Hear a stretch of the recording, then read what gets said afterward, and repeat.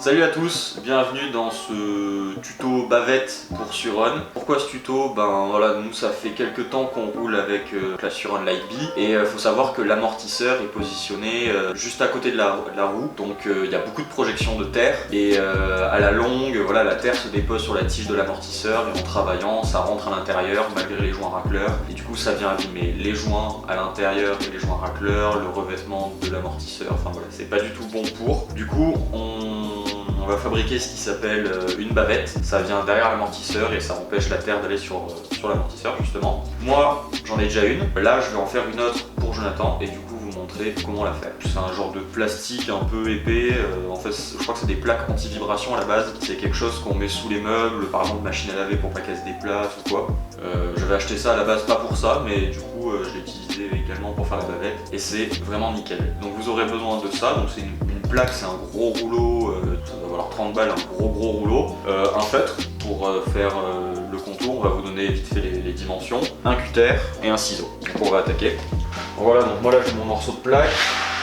On va se caler dans un angle pour pas avoir trop de chute. Donc la forme en gros, là il y a les deux vis qui vont être fixées sur le bras oscillant. Là j'ai fait des trous pour les riselants pour s'accrocher au piggyback de l'amortisseur, la petite bonbonne. Et ensuite voilà, là la petite encoche c'est pour les câbles, là c'est parce que j'avais des riselants. Donc, voilà. Donc moi je vais la positionner là et puis on vous donnera les dimensions après. Je fais mon petit contour au feutre, sachant qu'il n'y a pas besoin que ce soit au millimètre près. Hein. Après vous pouvez réajuster, c'est une matière qui se coupe assez facilement. Hop, et voilà, on a la forme de la bavette. Donc moi ce que je vais corriger c'est que cette entaille là en fait je l'avais fait assez large, mais en fait on peut laisser vraiment juste un espace pour la gaine. Donc là je pense que je vais la réduire comme ça. Après c'est du détail. Allez, je vais couper ça.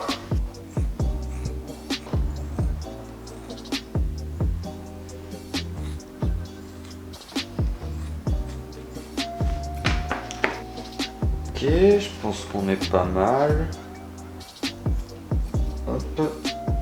Donc là ce qui va être important c'est bien marquer les trous pour les vis et les encoches pour les riselants qui vont s'accrocher au piggyback de l'amortisseur. Donc moi j'ai déjà mes trous, donc là ce qu'on va faire c'est que je vais prendre le feutre, je vais mettre un petit coup au travers.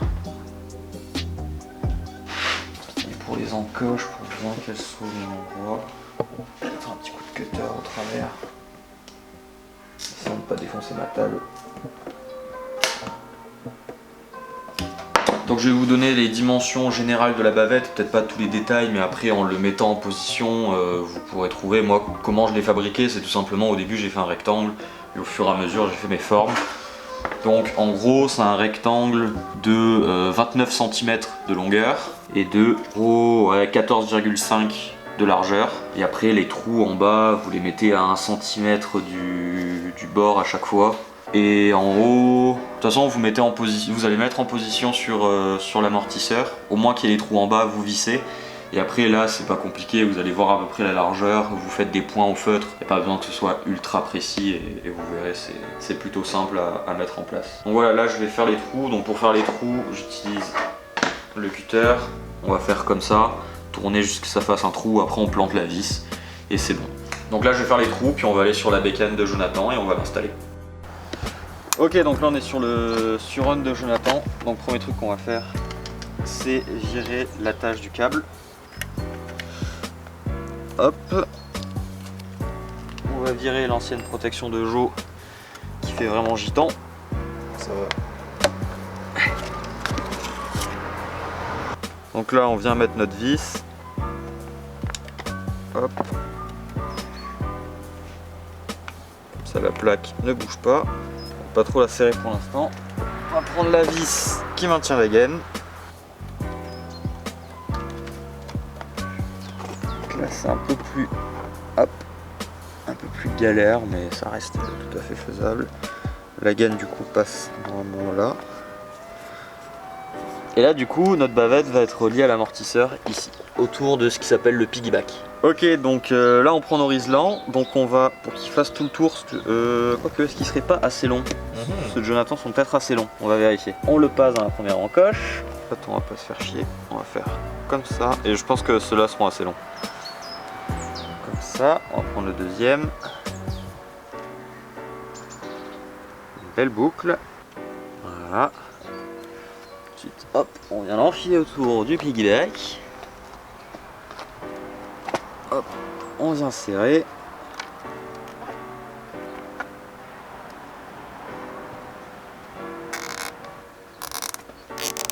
Bon, sachant que c'est pas grave si c'est pas serré énormément, ça risque pas de s'en aller.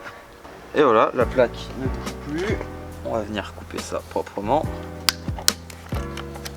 Voilà, et pour finir, on vient resserrer les vis. Je pense que ça sert à rien de trop serrer les vis, sinon ça va faire un trou dans la matière. Et voilà, là on a une belle bavette, bien en place, qui vient empêcher les projections de terre, donc sur l'amortisseur, et le protéger.